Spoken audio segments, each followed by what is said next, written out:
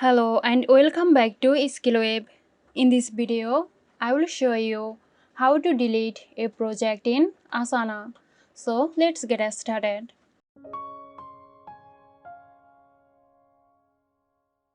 Log into your Asana account and navigate to the project you wish to delete.